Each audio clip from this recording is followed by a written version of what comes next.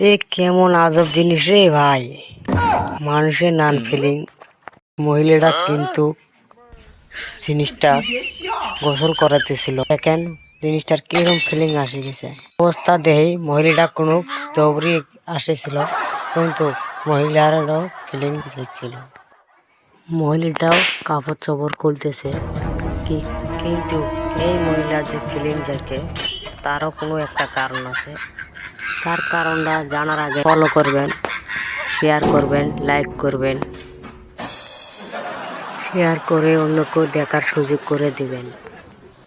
কারণ এই মহিলার বাপের বয়সের সাথে দেখেন তার বিয়ে হয়েছে। এই বুড়াই কিন্তু ওই মহিলার স্বামী, তার স্বামী আসি তাকে ডাকাইতেছে।